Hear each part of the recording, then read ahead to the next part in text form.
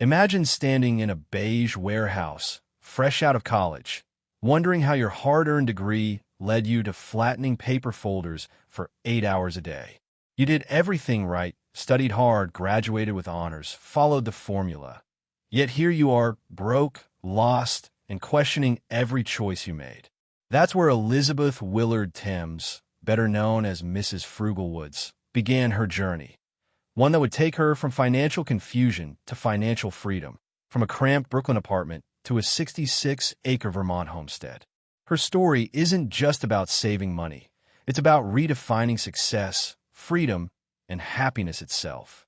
The book opens with Elizabeth sitting on her Vermont porch, reflecting on the life she and her husband Nate built, a life of simplicity, purpose, and contentment.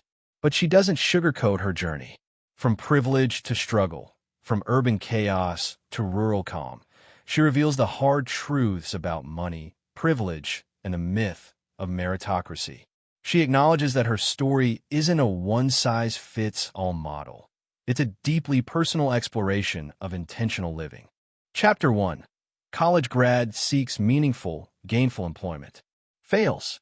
Elizabeth Willard Thames, bright-eyed and armed with a liberal arts degree, stepped into adulthood believing in the formula she'd been sold. Study hard, get good grades, graduate from college, and success will follow. But the world she entered didn't honor that promise. Instead of a meaningful career, she found herself in a beige warehouse, surrounded by dusty file folders and fluorescent lighting, performing the monotonous task of prepping documents for digitization. The work was mind-numbing, the environment colorless, and the irony heavy. Years of intellectual pursuit boiled down to removing staples and flattening papers. The job was supposed to be temporary, a stepping stone. Yet, as rejection after rejection arrived from dozens of nonprofit organizations she'd applied to, the realization hit her. Even the do-gooder jobs didn't want her. For all her hard work, all her grades and achievements, she felt invisible. Meanwhile, her boyfriend Nate, with his easy confidence and practical skills, had landed a full-time position straight out of college. It stung.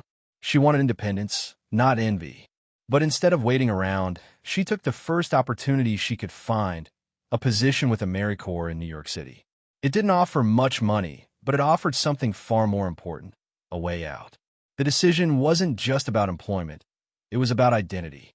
In that moment, Elizabeth stopped being a college graduate waiting for life to start. She became a young woman stepping into the unknown. Her old world of academic certainty was gone. Ahead lay lessons no classroom could teach. Chapter 2. My Year of Food Stamps and Billionaires. New York City, 2006. Elizabeth's new life was a study in contradictions. During the day, she worked in the polished world of philanthropy, rubbing shoulders with the ultra-wealthy who donated to the nonprofit where she served as an AmeriCorps development associate. By night, she returned to a decaying Brooklyn apartment with peeling paint, mice in the walls, and the ever-present hum of city struggle. She lived on food stamps, earning just $10,000 a year, while her job required her to make polite small talk with billionaires. It was, as she called it, my year of food stamps and billionaires. Her introduction to New York's inequality was jarring. She vividly recalls standing in the gleaming marble lobby of a donor's home. White roses, gold accents, a maid serving tea sandwiches, feeling painfully out of place in her ill-fitting beige suit and worn shoes. The disconnect between that world and her own was dizzying. Her life outside those meetings was the complete opposite, washing dishes in a sink that barely drained, walking 11 blocks to a small grocery store, and stretching every dollar to last a month. She lived on canned tuna, beans, and boxed wine, building furniture out of cardboard and sleeping on a yoga mat until she could afford a mattress. It was survival, but it was also awakening. Poverty stopped being an abstract concept. It was lived, breathed, and felt. And within that discomfort, she began to recognize the invisible architecture of privilege, not just financial, but social and generational. She realized she wasn't poor because she lacked discipline. She was privileged because her poverty was temporary. This brutal honesty became a turning point. She didn't want to live for money. nor did she want to struggle because of it. She wanted a middle path, a way to exist where money wasn't the master. That desire would soon become the foundation of the Frugalwoods philosophy. Chapter 3. The Tumblers of Adulthood. Engaged to Nate and employed at WGBH in Boston, Elizabeth felt that life's tumblers were clicking into place. Marriage? Check. Job? Check. Apartment? Check. Everything looked perfect from the outside, but inside the spark was fading. Her cubicle, draped in monotonous shades of gray, became a metaphor for the monotony of her life. The rhythm of the 9 to 5, meetings, reports, polite smiles, dulled her creative energy and sense of purpose. She had done everything she was supposed to do, yet she was restless. Her dreams, once vivid, had been replaced by spreadsheets and polite office banter. Success, she realized, could be suffocating. The career ladder she fought so hard to climb didn't lead to fulfillment, only higher levels of stress and exhaustion. But Elizabeth was too disciplined to quit. Instead, she endured. She rationalized that this was what adulthood demanded: stability over joy, responsibility over curiosity. What she didn't yet know was that this inner unease was the beginning of her rebellion, the quiet questioning that would one day propel her out of cubicle life entirely. Chapter 4. A different kind of grindstone. The work continued, and so did the fatigue. Nate's career in tech flourished, while Elizabeth's fundraising job grew increasingly corporate and impersonal. They had stability, a steady income, a comfortable apartment, but the life they were building didn't feel like their own. They found themselves running faster just to stay in place, living for weekends and recovering from the work week.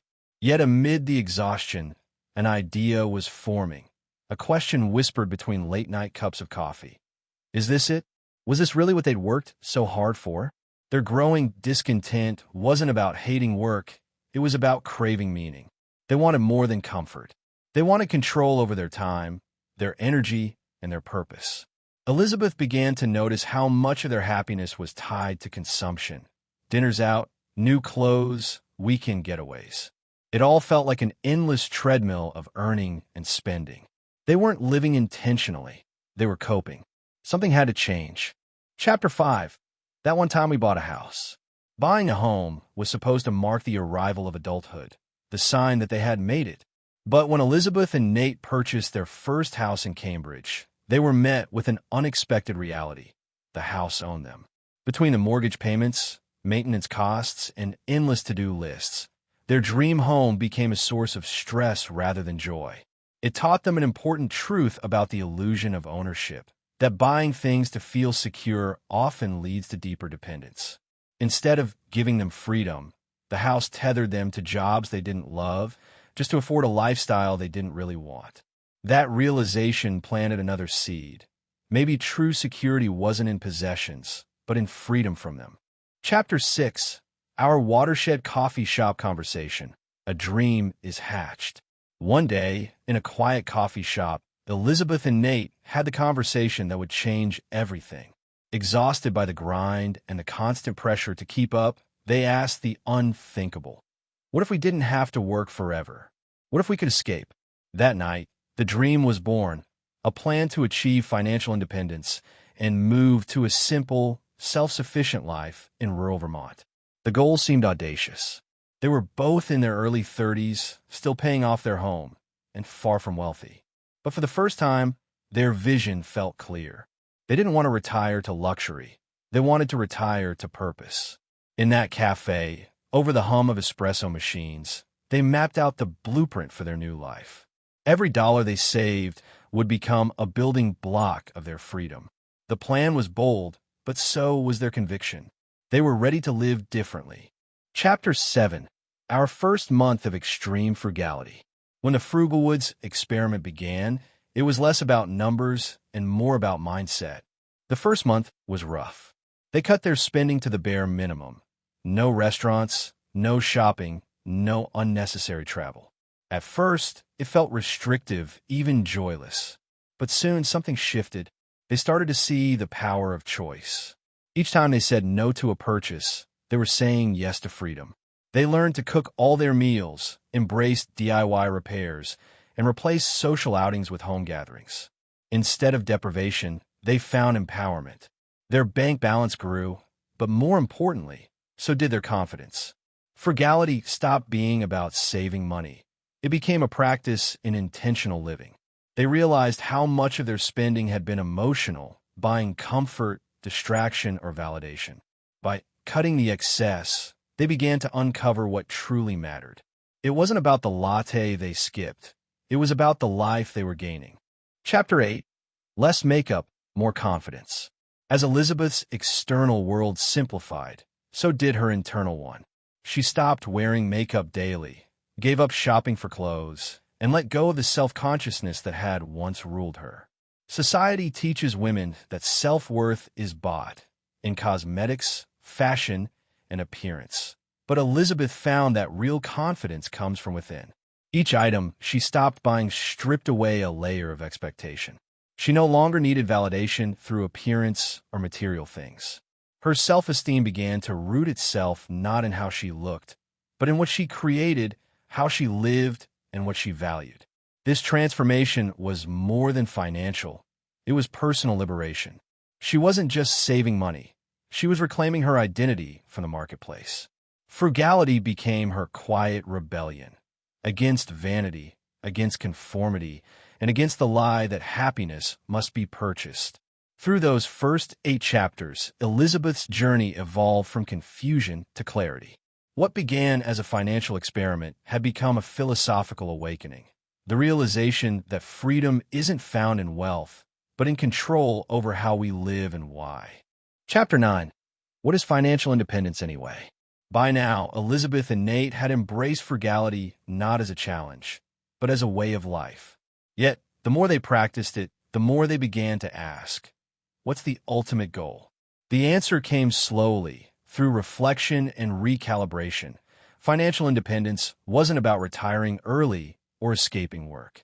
It was about gaining control over time. Time, they realized, was the most precious resource of all. Money could buy things, but not meaning. Financial independence, in its purest form, meant the freedom to choose, to work because you want to, not because you must. It was liberation from the paycheck cycle, from fear, from the constant pressure to consume. They began tracking every expense, every dollar saved, and every moment of joy that came from simplifying.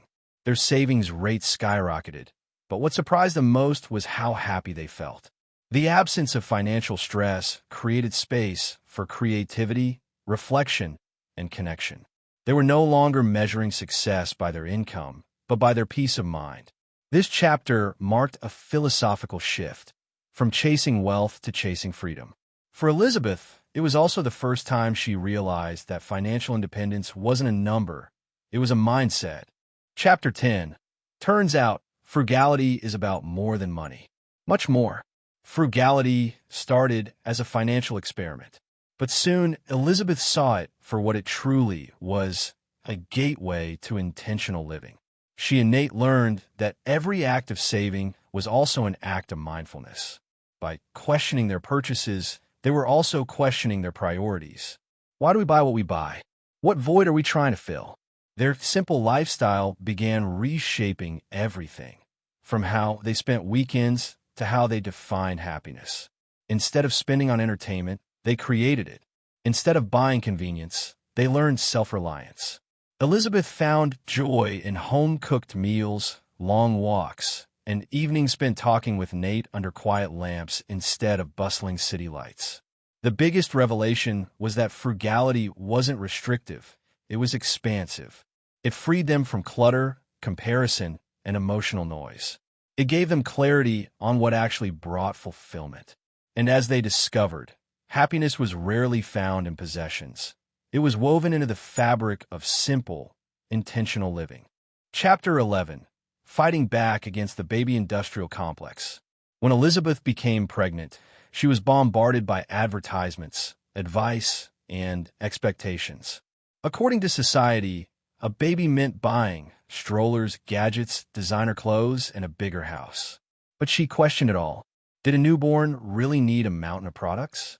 Or was this just another illusion sold by consumer culture?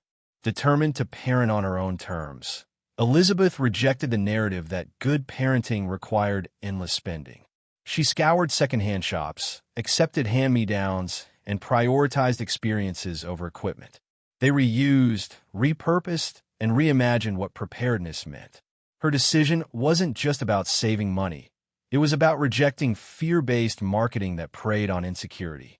Parenthood, she discovered, wasn't measured by what you bought, but by the love, presence, and attention you gave. The fewer distractions they had, the more connected they felt to their child. Through frugality, Elizabeth uncovered a deeper lesson, that simplicity nurtures not only the wallet, but the soul. By stripping away excess, they made room for what truly mattered: family, laughter, and peace. Chapter 12. That one time we bought a homestead. The dream that began years ago in a Cambridge coffee shop finally took root. After years of disciplined saving, Elizabeth and Nate bought 66 acres of rolling Vermont land, their homestead. Surrounded by forests, ponds, and open skies, it was everything they had envisioned: peace, purpose, and a chance to live on their own terms. The transition wasn't glamorous. They traded city conveniences for rural realities: chopping wood, fixing leaks, learning to live through long winters. But every task, every challenge, was infused with meaning.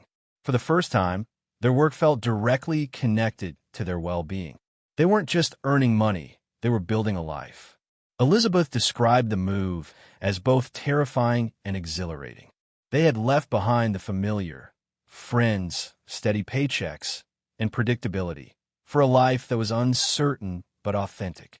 Every morning, as she looked out over the mist-covered hills, she knew they'd made the right choice. Chapter 13. Birth, something that never goes according to plan. When Elizabeth went into labor, she was reminded that not everything can be optimized or controlled. Despite meticulous preparation, birth unfolded on its own unpredictable terms. Pain, fear, and vulnerability collided with awe and gratitude. In those raw hours, she learned one of life's deepest lessons: surrender. The experience wasn't what she had imagined. It was harder, messier, and more humbling. Yet, it brought her face-to-face with the essence of resilience. Motherhood stripped away the illusion of control that modern life cultivates. It taught her patience, acceptance, and strength she didn't know she possessed. Through exhaustion and chaos, Elizabeth found that motherhood was the ultimate exercise in frugality, not in money, but in energy and emotion. It demanded the same discipline, humility, and gratitude that had guided her financial journey. And just like her path to financial independence, it was beautifully imperfect. Chapter 14. The busiest 4 months of our lives. Between caring for a newborn, maintaining the homestead, and managing freelance work, Elizabeth's days blurred into exhaustion. The romantic idea of rural peace gave way to the relentless rhythm of real life: crying babies, endless chores, and sleepless nights. Yet amid the chaos, something profound unfolded. She learned to embrace imperfection, to let go of the idea of balance. Some days, she was productive. Others, she was simply surviving. But through it all, she felt a deep sense of gratitude. Each day was a choice, a deliberate, imperfect expression of a life they had worked so hard to create. This period was less about serenity and more about surrender. Yet, paradoxically, it was also the most fulfilling season of her life. The hard days were proof that she was living fully, that her time and energy were finally spent on things that mattered. Chapter 15. Our Third Way. After years of experimentation, Elizabeth and Nate discovered their third way, a philosophy that rejected both material excess and joyless austerity. They didn't want to live lavishly, nor did they want to live deprived. They wanted a balanced, value-driven life, where money served their goals, not the other way around. Their third way was built on 3 principles: intentionality, gratitude, and self-sufficiency. It wasn't about denying comfort. It was about choosing wisely. They could splurge on what truly enriched their lives, like travel or good food, while cutting mercilessly on the things that didn't. The freedom they'd earned through frugality allowed them to define success on their own terms. This mindset became their compass, guiding every decision. They had escaped the traps of both consumerism and minimalism, finding instead a middle path, one of purpose, joy, and enoughness. Chapter 16. Smoothing out the happiness curve. By this stage, Elizabeth had realized that happiness isn't a peak to reach, it's a curve to smooth. The highs of new purchases and the lows of stress were replaced by the steady rhythm of contentment. Life on the homestead was slower, but richer. There was beauty in repetition, in tending the garden, in small daily rituals that gave shape to her days. She no longer craved the adrenaline of success or the thrill of consumption. Instead, she valued consistency, the quiet satisfaction of a life aligned with her values. Happiness, she found, was not about eliminating struggle, but about embracing it with grace. The curve of her life had evened out. There were no extremes, just a steady, grounded joy. She had built a life not of luxury, but of peace. And in that peace, she found everything she had been searching for since the day she first walked into that beige warehouse, wondering what it meant to be successful. Elizabeth's story isn't about becoming rich. It's about becoming free. Meet the Frugal Woods isn't a manual for minimalism. It's a manifesto for mindful living. It asks you to question the defaults, the jobs, the purchases, the definitions of success, and to build a life where money serves you, not the other way around. Because at the end of the day, wealth isn't measured in dollars, but in how deeply you live each day on your own terms.